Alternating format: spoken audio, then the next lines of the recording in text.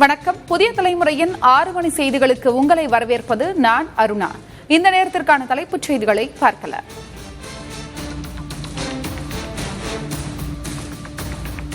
பல்கலைக்கழக துணைவேந்தர் தேடுதல் குழுவில் யுஜிசி உறுப்பினரையும் சேர்க்க வேண்டும். தமிழக அரசுக்கு ஆளுநர் RN ரவி அறிவுறுத்தல்.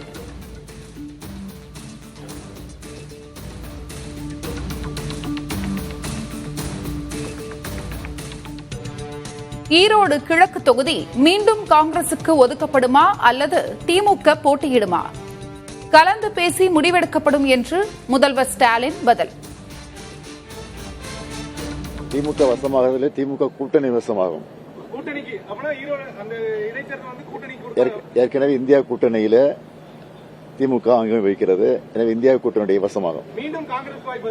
மீண்டும் அது முறையாக அவருடன் கலந்து பேசி முடிவெடுத்து அறிவிப்போம்.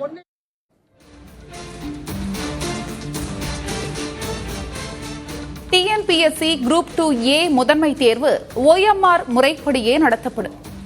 தமிழ்நாடு அரசு பணியாளர் தேர்வாணையம் அறிவிப்பு.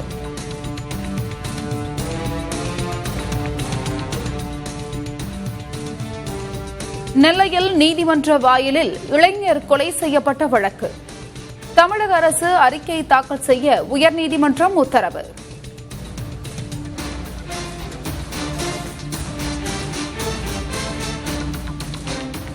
நெல்லை மாவட்டத்தில் கொட்டப்பட்டுள்ள மருத்துவ கழிவுகள் அபாயகரமானதாக இல்லை என்று கேரள அதிகாரிகள் குழு விளக்கம்.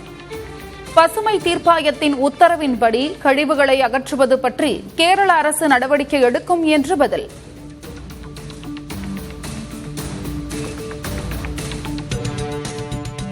ஆம்ஸ்ட்ராங் கொலை வழக்கில் இருந்து தங்களை விடுவிக்க கோரி குற்றம் சாட்டப்பட்டவர்கள் தாக்கல் செய்த மனு.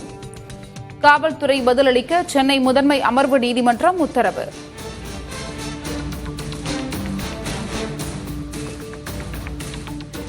வங்கக்கடலில் நிலவும் ஆழ்ந்த காற்றழுத்த தாழ்வு பகுதி காற்றழுத்த தாழ்வு மண்டலமாக வலுப்பெறக்கூடும் என்று கணிப்பு. தமிழகம் மற்றும் புதுச்சேரியின் ஓரிரு இடங்களில் மிதமான மழை பெய்யும் என வானிலை ஆய்வு மையம் தகவல்.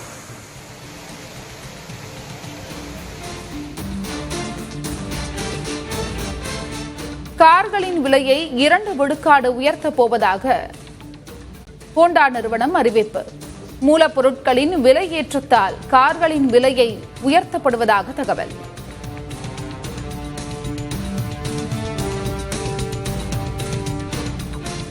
ஒரே நாடு ஒரே தேர்தல் தொடர்பான கூட்டுக்குழுவில் மாநிலங்களவையில் இருந்து இடம்பெறும் உறுப்பினர்கள் அறிவிப்பு.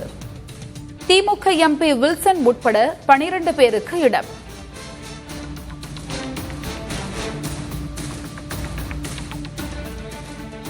டெல்லியில் மத்திய உள்துறை அமைச்சர் அமித்ஷாவின் காரை மறித்த எதிர்க்கட்சி MPக்கள்.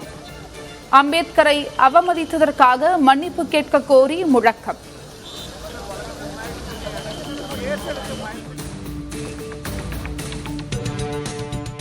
சபரிமலை ஐயப்பன் கோயிலில் குவிந்த பக்தர்கள். 5 மணி நேரத்தில் 35,000 பேர் சுவாமி தரிசனம்.